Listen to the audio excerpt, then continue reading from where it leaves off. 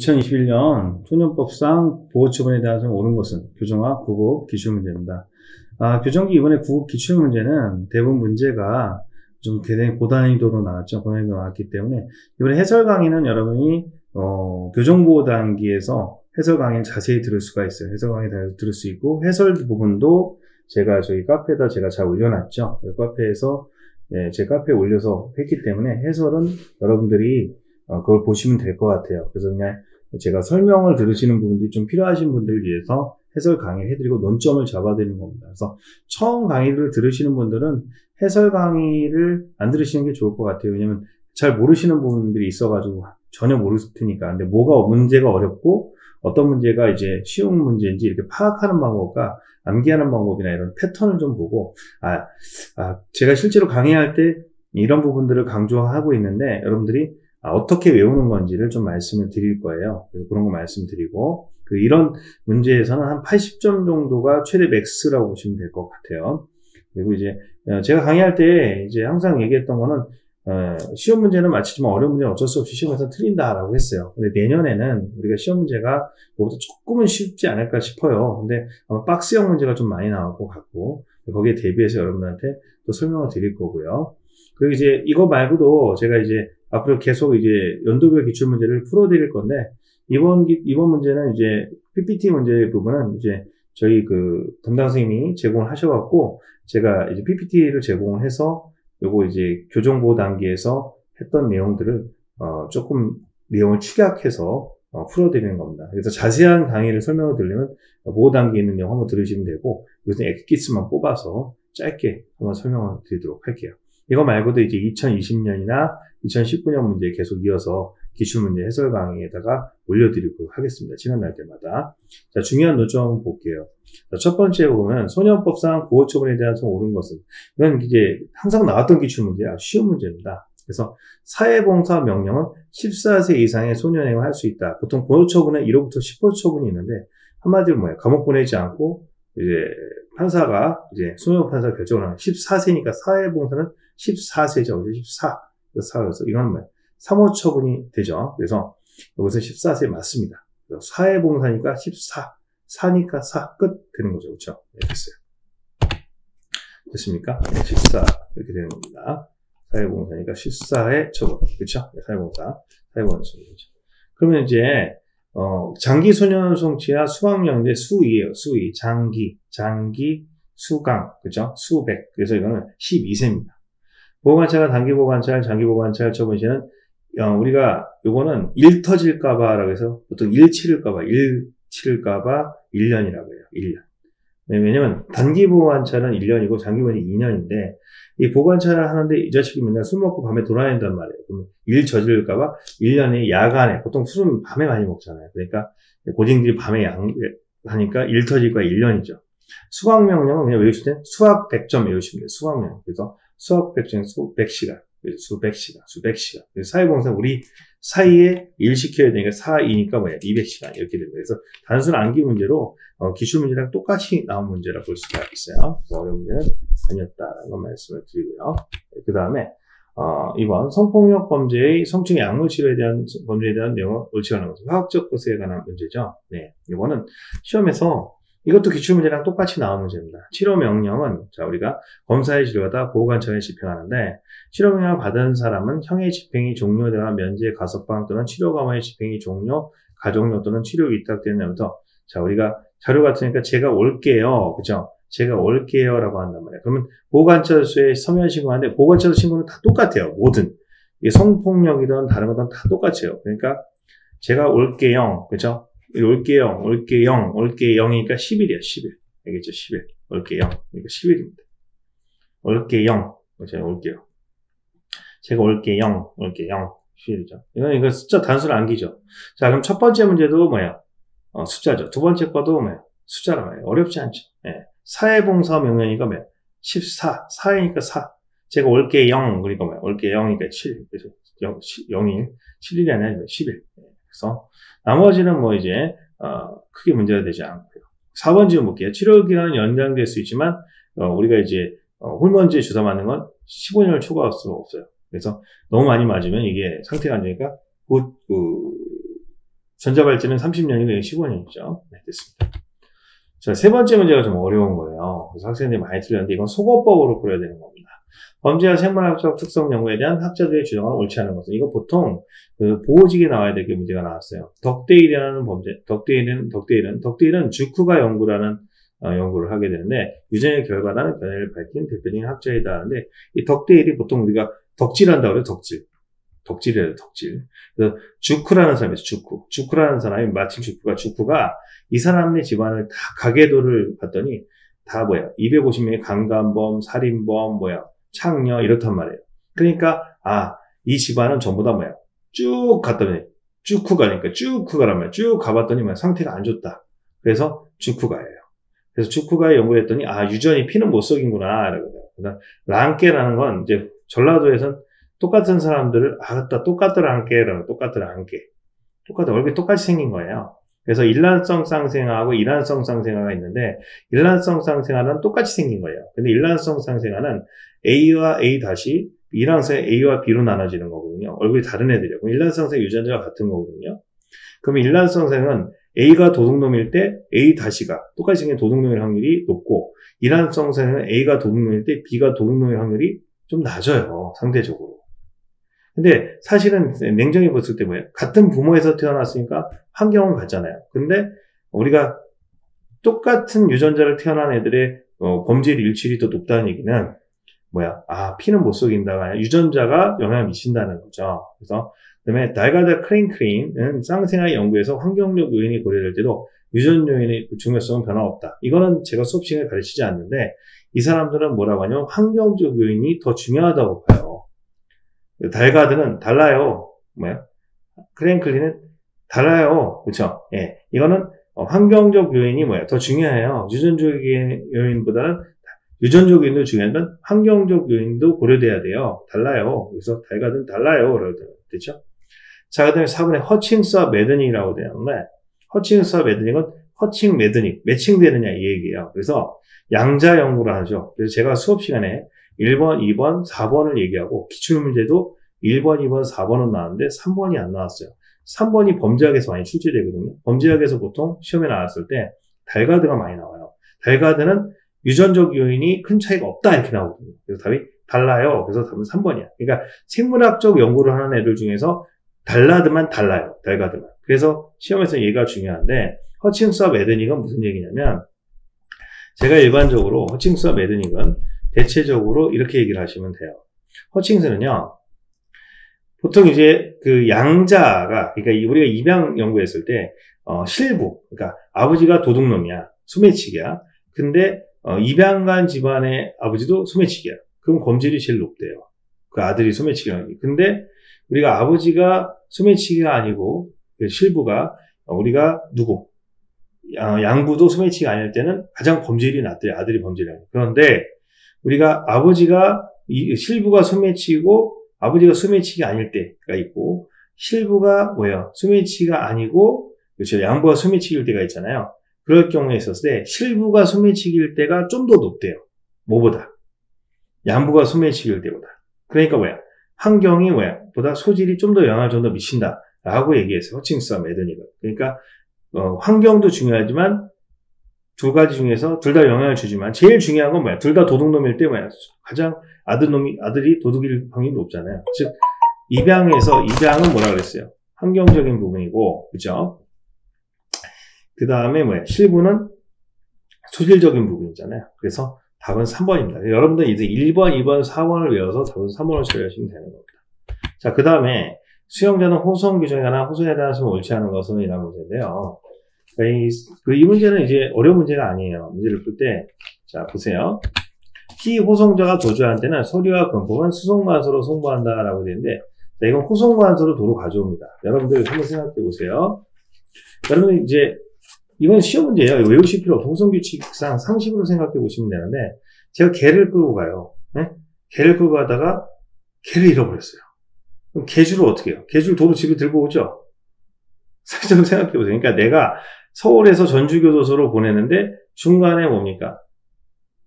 서울교도관이 전주 교도소로 가다가 중간에 얘가 도망갔다고. 그러면 서울 교도관은 뭐야? 전주로 가겠어요? 아니면 서울로 도로 가겠어요? 서울로 올 거 아닙니까? 그러니까 다시 발송관서로 가야 되는 거예요. 그게 당연한 거니까 답은 1번이 되는 거죠. 도로 가야 되는 거죠. 그렇죠? 이렇게 정리하시면 돼요. 알겠죠? 나머지는 다 맞는 지문이니까 넘어가도록 하고요. 그 다음에 이제 5번 문제가 학생들이 킬러 문제라고 생각했던 분들이 있어요. 이 문제는 시험에 올해 출제한 학생이 높은 문제였죠. 왜? 형의 집행이 수용자 처리하는 교정자문위원회에 대해서 옳은 것은인데, 올해 교정자문위원회는 법이 바뀌었기 때문에 출제 가능성이 높죠. 출제 가능성의 핵심 내용은 뭐냐면, 교정자문위원회가 원래 일선 기관에 있었는데, 이게 지방교정청으로 넘어갔다는 게 포인트가 되죠. 그 다음에 특징이 또 두 번째는 여성의 비율이 있어요. 그래서 여사님들이 들어오셔요. 여사님들이. 여사니까 여자가 4명 이상이거든요. 그래서 지방교정청에 들어왔다는 거랑 여사님들이 들어온다. 두 가지가 포인트가 될 수가 있어요. 그럼 이제 여기서 포인트를 한번 짚어보시면, 첫 번째가, 보도록 할게요. 첫 번째는 뭐냐? 수용자 관리 교화를 위해서 소장의 잠을 위해서 교도소에 교정자문위를 두는 게 아니라 지방교정청에 두는 거고요. 자세한 해설은 해설집에 우리가 담당에 올려놨습니다. 제가 올려놨으니까 해설집 보시면 돼요. 저한테 해설이 부실하다고 말씀하시면 안 됩니다. 해설 다 들어가 있으니까. 교정자문의 숫자가 틀렸죠? 근데 여기서 이거 다 모르셔도 된다는 얘기예요. 다 모르셔도 되는데 4번만 기억하시면 되죠. 교정자문위의 위원중 여사님들이 들으니까 여자는 뭐예요?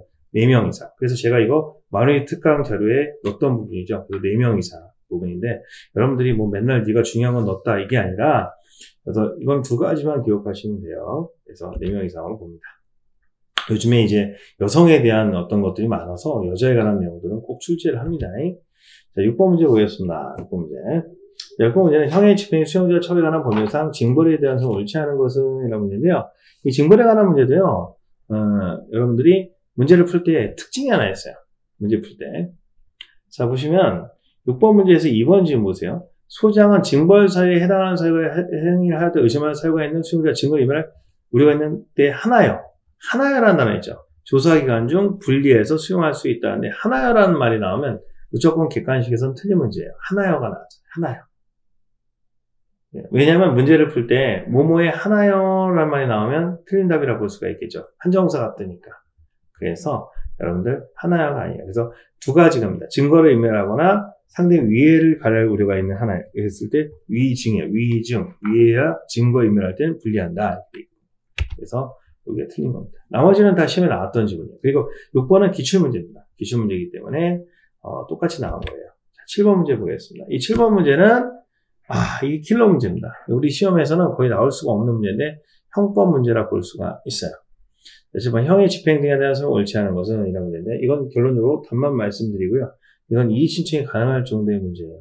1번 형사사건으로 외국 법원에 기소되어 무죄 판결을 받은 경우에 그 무죄 판결을 받기까지 미결 구금일 수도 외국에서 형의 전부 또는 일부가 집행된 경우로과 국내 법원에서 선고된 유죄 판결이 형의 전부 또는 일부를 산입해야 된다 이렇게 되어 있는데, 일단 기본적으로 먼저 알아야 될 게 두 가지예요. 우리가 첫 번째 알아야 될 것은 우리가 무죄 판결을 받으면 그 무죄 판결되든 미결 구금 일수는 형사 보상이 나와야 됩니다. 첫 번째.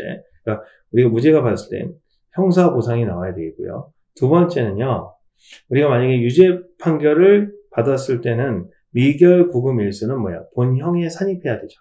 본형에 사라져요. 근데 문제는 외국 법원에서 되어 있는 부분에 미결 구금 일수는 우리나라 형에 포함시킬 수 있냐 했을 때 판례의 태도는 그렇지 않다고 봅니다. 그러니까 본형에 산입하지도 않고, 그 다음에 형사보상 대상도 아니라고 보게 되어 있어요. 형사보상이 될 경우도 그 나라에서 해줘야 되겠고, 그죠? 그 나라에서 해주기 때문에 우리의 본형에 산입하지도 않는다고 봅니다. 그건 그 나라 사정이다라고 하기 때문에 답은 1번이 되겠고요. 이건 우리 시험범위에 구사하기 어렵습니다. 그래서 이거는 사실 킬러 문제라 볼 수가 있어요. 그래서 틀려도 되는 문제입니다.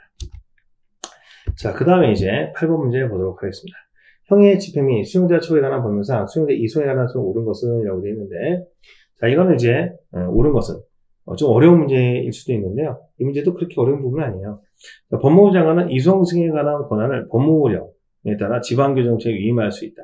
그러니까 지방교정청에 위임할 수 있다는 건요, 우리가 원래 법무부 장관이 해야 되는데 지방교정청장에 위임할 수가 있는데, 우리가 이제 외우실 때는 이송 승인은 2대 나온 여자예요. 그래서 2대예요. 그래서 2대니까 이송 승인은 대통령령이에요. 2대, 대통령령, 2대. 대통령이고요. 2번, 소장원 수용자가 다른 조정실에 이송하는 경우에 의무관의 수용자의 건강상 감당이 어렵다고 보고를 받으면 이를 중요하고 지방교정처에 알려야 된다라고 되는데, 자 보세요. 만약에 안양에서 전주로 가요. 아니면 광주에서 전주로 가요. 그러면 이제 기다리는 사람이 누구죠? 전주에서 광주교도소가 되겠죠. 그럼 광주교도소장한테 알려주는 거예요. 왜? 못 간다고 전해라 라고 해주는 거예요. 그래서 그 사실을 지방교정청장에 알려주는 게 아니라 뭐예요? 다른 교정시설의 장에게 알려줘야 됩니다. 세 번째 보겠습니다. 소장원 수용자 정신질환의 치료를 위해서 필요하다 인정하면 법원의 승인을 받아 치료 병원에서 이송할 수 있다. 이거 미쳤다 그랬을 때는 뭐예요? 이 미친놈은 뭐야? 치료해야 돼요? 처벌해야 돼요? 치료해야 되겠죠? 그래서 답은 3번이 되겠습니다. 이거 외우셔야 되는 질문이고요. 네 번째, 수용자 이송 중에 징벌 대상이 하거나 다른 교정소의 징벌 대상이 사실, 즉 광주에서 전주로 가다가 사고 쳤을 때는 어차피 가서 받아야 되니까 뭐야? 그래서 인수한 교정시설이에요. 그러니까 전주에서 광주면 광주에서 처리하는 거지 지방교정청장이 아니라는 거죠. 그렇죠? 답은 3번이 되겠습니다. 자, 이 9번 문제도 약간 반킬러 문제인데 이 문제 왜 어렵냐? 이게 트릭이 들어갔어요. 트릭이 들어갔기 때문에 이 문제가 어려운 거예요. 자, 형의 집행인 수용자 처우에 관한 법령 시행규칙상 외부 기업체에 통원하며 직업 작업하는 수용자의 선정 기준을 옳은 것만을 모두 고른 것은 외부 통원 문제죠. 자, 우리가 뭐야? 1865예요. 그러니까 18세 이상 65세 미만이에요. 1865 상민이죠. 그래서 1865입니다. 1865니까 뭐야? 일단 기업번호는 뭐야? 들어갈 수가 없겠죠. 그러면 일단 기업번호는 다 제끼고 나가야 됩니다. 그럼 이제 시험 문제에서 기본적으로 뭐야? 1번 아웃, 그 다음에 4번 아웃이죠. 그럼 답은 두 개 중에 하나가 되네요. 1번하고 3번 중에 하나가 돼요. 해당 사회 건강의 장애, 건강을 해야 되겠죠. 일반 경비 처분 안 돼요. 왜? 완화 이상이 되니까. 그럼 디귿은 들어갑니까? 디귿은 안 들어가요. 그런데 이미 다 두 개가 날라갔기 때문에 1번과 3번 중에 하나가 되는데 핵심 미음이 들어가냐 아니냐가 중요해야 되겠죠. 자, 집행할 경계 7년 미만이죠. 7년. 자, 7년 미만 거기까지 많아요. 자, 7년 미만이에요. 7년. 그 다음에 직업훈련이 아니라 7년에 7이죠. 7이니까 뭐예요? 기억이죠. 기억처럼 되겠죠. 가석방이 제한되지 않아요. 7의 치역. 기억이 가석방. 가석방이 제한돼요. 7가. 라고 그래서 7에다가 이렇게 해서 가라고 하면서 보세요. 아만 붙이면 뭐예요? 가석방이 제한되지 않을 것이죠. 그래서 이건 끝까지 읽어봐야 되는 문제로 옛날에 기출 응용됐던 문제예요. 답은 1번이 되겠습니다. 조심하셔야 돼요. 1번 아니면 3번인데 대부분 3번을 찍으셨을 거예요. 이 문제는 좀 어려운 문제지만 여러분이 잘 풀 수 있어야 되겠습니다. 자, 10번 문제. 이거 요즘에 많이 나오는 건데 특수한 자들에 대한 보호에 관한 문제예요. 그러니까 정상적인보다 사회적 약자들에 대한 보호에 관한 문제로서 요즘 간간히 출제되가 있어요. 그래서 강행법규냐 임의법규냐 문제도 나오죠. 읽어보겠습니다. 형의 집행인 수용자 처우에 관한 법률 시행규칙상 수용자의 처우에 관한 설명을 옳은 것은 소장 임산부인 수용자에 대해서 필요하다 인정하는 경우에는 조정식 근무하는 교도관의 의견을 들어 필요한 양의 죽 등의 주식과 별도를 빠지는 부식을 집행했어요. 이거는 틀렸습니다. 왜냐하면 이거는 의사의 의견, 의무관의 의견을 들어야 돼요. 의사. 네. 임산부는 소장원 처녀의 나이, 적성 등을 고려해서 필요하다 인정은 전화통화 횟수를 늘릴 수 있다. 적균 횟수를 늘릴 수 없다. 소장은 두 가지 늘릴 수 있죠. 세 번째, 소장은 외국인 수용자 질병 등으로 위독하나 사망한 경우에는 그의 국적이나 시민권에 속하는 나라의 외교 공간 또는 영사관의 장이나 그의 관원 또는 가족이 10일 이내에 통지해야 된다라고 했는데 10일 이내 지체 없이 해줘야 됩니다.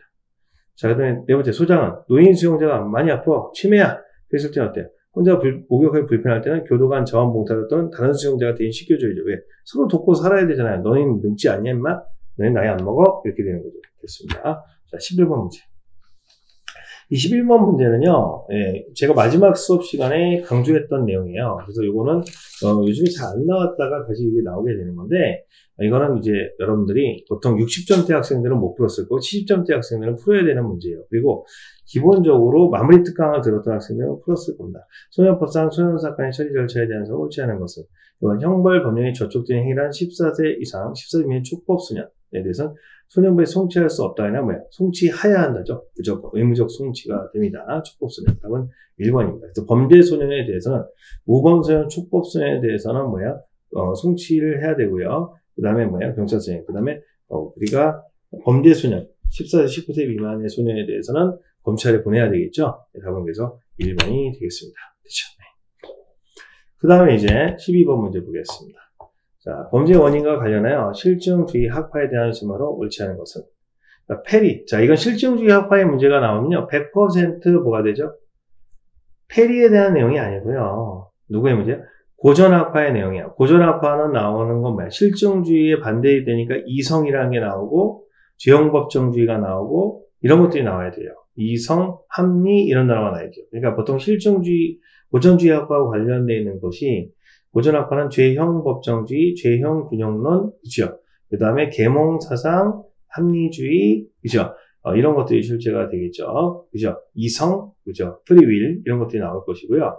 그 다음에 이제 실증학파에 나오는 건 뭐예요? 다윈의 진화론, 과학주의, 그 다음에 뭐야? 범죄인, 이런 들이 나올 거예요. 자, 그래서 에리코 페리는 범죄자의 통제에 받게 있는 힘이 범죄성의 원인이므로 범죄의 그들의 행위에 대해서 개인적으로 도덕적 책임을 물어서는 안 된다. 즉, 우리가 이제 가난이나 사회적 관계들이 범죄의 원인이지 개인한테 범죄를 물어서는 안 된다. 그래서 그건 뭐야? 사회적 책임론이죠. 그래서 환경과 뭡니까? 소질 중에서 환경이 더 문제다라고 얘기했죠. 이번 범죄 연구에서 체계적이고 객관적인 방법을 추구해야 된다. 즉 과학적 방법론을 추구해야 된다고 했죠. 자, 세 번째, 인간은 자신의 행동, 합리적 경제를 계산하여 결정하기 때문에 밑줄. 자, 인간은 프리윌이 있다는 얘기야. 그렇게 되면 뭐가 되죠? 아, 프리윌이 있다는 건 뭐야? 실증학파의 원인이 아니라 이건 뭐입니까? 우리가 아까 얘기했던 실증학파가 아니죠. 그래서 고전학파의 내용이 되겠습니다. 답은 그래서 고전학파의 내용을 찾으라는 내용과 같아요. 답은 3번이 되겠습니다. 네. 그래서 자의적이고 불명확한 법률은 이러한 합리적 계산을 불가능하여 범죄 역시 좋지 않다고 봤다. 네 번째, 범죄는 개인의 의지에서 선택하는 규범침이 아니라 과학적 분석 가능한 개인적 사회적 원인에서 발생하는 것이라 했다. 자, 그래서 답은 3번이 되겠습니다. 합리적 경제적 계산이라는 단어가 나오면 뭐야? 이건 뭐야? 인간의 공리주의를 얘기하는데 공리주의가 나오면 뭡니까? 고전학파 이론, 벤담이 나와야 되겠죠. 네, 됐습니다. 13번. 소년사법의 대표적인 대상인 소년법의 특성을 옳지 않은 것인데, 이거는 만점 만점 킬러 문제이거나 상식적 이론인데요. 일반 법원에서 소년법으로 넘어간 이유는 소년은 발전 가능성이 높기 때문에, 그죠? 좀 더 조사 분류나 예산을 많이 넣어야 된다라는 거예요. 그래서 첫 번째, 소년법원은 반사회적인 소년 형사처벌을 지향하며, 지금 잘해줘라는 얘기야. 선정한 소년 도망엔 교화 개선과 재활처를 한다. 자, 그 다음에 소년법원은 범죄소년 물론이고 촉법소년, 범죄 저촉 우려가 있는 촉법소년, 우범소년, 범죄 우려가 있는 사람 등 다양한 유형의 문제에 제압하여 비행의 조기 발견, 조기 처벌하고 있다.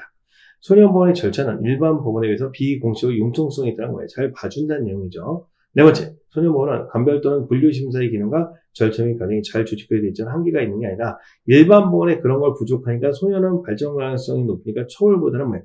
단계적인 훈육을 하는 게 좋다고 보는 거죠. 그래서 답은 4번입니다. 예.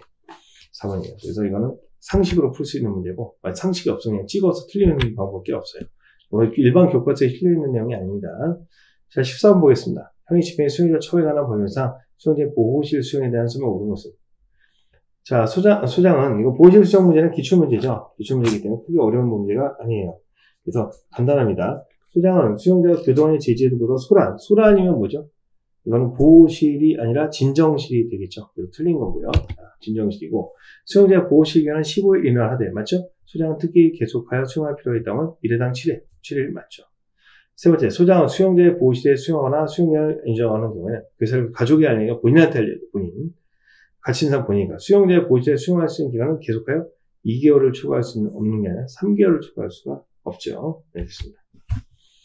15번, 형의 집행 수용자 처벌에 관한 법령상 접견에 대한 소송을 옳지 않은 것은, 이건 단순 암기 문제입니다. 그래서 자, 여러분들 수용자가 소송사건인 대리인이 변호사 접견하게 되는 경우로서 교정실의 안전 또는 질서 해치 우려가 없는 경우에는 접촉 차단실이 설치되지 아니한 장소에 접견하게 한다. 이거는 무슨 얘기냐면 현재 사기 사건으로 연루가 됐는데 다른 어떤 민사상의 손해배상 청구가 연루가 있죠. 그럼 이 사기 사건에 대해서는 그렇다고 치고 민사사건의 손해배상에 대해서는 적극적으로 방어권을 행사해 줄 수 있도록 하기 위해서 한다는 겁니다. 두 번째, 수용자가 형사소송법상 상소권, 상소라는 게 뭐죠? 1심에 대한 불복을, 그렇죠, 2심이죠. 그걸 상소라고 하는데 이 상소권에 대해서 우리가 어떤 특정한 사유가 있을 때 상소권을 회복하려 한단 말이에요. 또는 재심이라는 건 뭐예요? 확정 판결이 끝난 부분에서 진범이 나타나고 심판을 자시하는 걸 재심이라고 했는데 이런 경우에는 그렇죠? 접견의 횟수는 뭐야? 재심이 한 번 더 하잖아. 재수하잖아. 그게 2회입니다. 2회. 답은 2번이 되겠죠. 됐습니다. 예. 16번. 범죄 피해자 보호법상, 이것도 이제 자주 나오는 부분인데, 형사조정 사건으로 형사조정이 회부될 수 있는 경우로 오는 것은, 형사조정에 회부되려면요, 기본적으로 사건이 급하지가 않아야 돼요. 그래서 이빨값 같은 거 물어주는 거거든요. 우리가 이빨값 물어주면 형을 감경시킬 수 있도록 가해자에게 피해자를 조정을 해서 어떻게든 합의를 볼 수 있도록 해주는 건데, 도망가거나 시효 완성이 임박하면 도주하면 어쩔 수 없고, 그 다음에 공소시효 완성되면 처벌을 못 하는데, 피해자 증거를 인멸했으면 조정할 시간에 이 자식이 딴 생각한단 말이야. 근데 기소유예 처분이 확실하다. 그래서 이런 경우에는 뭐다? 조정을 시키게 된다는 겁니다. 답은 그래서 2번이 되겠죠. 네. 자, 그 다음에 17번 보호관찰 등에 관한 법률상 갱생보호제도에 대한 옳지 않은 것들. 아주 쉬운 문제입니다. 왜 그러냐면, 자, 3번 지문 볼게요. 3번 지문에 보면 우리나라는 영국은 유권적 갱생보라는 게 있어요. 그러니까 유권적 갱생보는 뭐야? 본인이 신청하지 않아도 호스텔이라는 데에다가 서서 강제로 하게 되는데, 우리나라는 지가 가난해서 오갈 데가 없단 말이에요. 교도소 출소해서. 오갈 데가 없으면 오갈 데가 없어요 라고 지가 신청을 해야 돼. 그래서 법원에 직권으로 해주는 경우가 없어요, 우리나라는. 영국과 달리. 그래서 답은 3번인 거야. 갱생보호는 갱생보호 대상에 신청한 갱생보호와 법원에 직권에 한 갱생보호가 규정되어 있는 게 아니라 본인 신청하지, 우리나라에서는 강제로 뭡니까? 양말 빨아주고 밥 주고 하지 않는단 말이야. 그래서 답은 3번이 되겠다는 거죠. 이거 다 쉬운 문제입니다. 왜? 우리나라에서는 직권에 한 게 없고 유권적 갱생보호, 본인이 직접 한 게 있지 신청하는 건 없단 말이에요. 됐죠? 네. 직권에 한 것만, 신청에 한 것만 있지 직권에 한 건 없다는 거죠. 됐습니다. 자, 그 다음에 18번. 다양한 형태로 출연하여 시행되는 지역사회 규정의 형태로 옳지 않은 것. 지역사회 규정은 뭐야? 감옥에 있는 게 아니라 내보내는 건데, 다른 말 사회내초 문제. 감옥에 있지 않고 내보내려면 뭐예요? 사회내초를 하려면 감옥에 없어야 되겠죠. 근데 첫 번째, 출소자들의 원조. 그러면 출소자는 출소했을 때 갱생보호하고 도와주는 것은 뭐예요? 가능하죠. 그럼 이건 지역사회 규정 맞습니다. 지역사회 규정은 재통합. 바깥에 나가서 하는 거죠. 사회적 낙인 문제에 대한 전환. 전환이라는 건 뭐예요? 공식적 절차에서 이탈해서 집행유예 같은 거 하는 거죠. 근데 범죄의 선별적 무능력화인데, 선별적 무능력화라는 건 뭐예요? 소수 중 노범자들을 감옥에 넣는 겁니다. 그러니까 이건 감옥에 넣자 빼자. 넣자는 거니까 뭐야? 이건 지역사회 규정이 아니라 시설내 처우가 되겠죠. 답은 뭡니까? 4번이 되는 겁니다. 알겠죠? 시설내 처우가 되니까. 자, 15문제. 전자장치 등이 부착등하는 법률상 법원이 19세 미만의 사람에 대해서 성폭력 범죄를 저지른 사람에 대해서, 즉 어린이 강간범에 대해서 전자장치 부착 명령을 선고하는 경우는 반드시 포함해야 되는 거예요. 여러분 상식적으로 이건 외우지 않아도, 전자장치 강간범이 있어. 그럼 강간범이 누구한테 접근하지 말아야 돼요? 누구한테 가지 말아야 돼요? 여러분 여러 가지 중에서 그 피해자인 어린이 강간범이 어린이한테 오면 안 될 거 아니에요. 그래서 어린이에 대한 접근 금지가 1순위가 되는 거예요. 답은 3번이 되겠습니다. 그죠? 네. 자, 그 다음에 이제 20번. 치료감호 등에 관한 법률상 치료감호에 대한 내용으로 옳은 것은 이라고 되어 있습니다. 자, 이 문제는 조금 난해할 수가 있는데 이것도 기출문제에서 나왔던 문제예요. 기출문제에서 나왔던 거니까.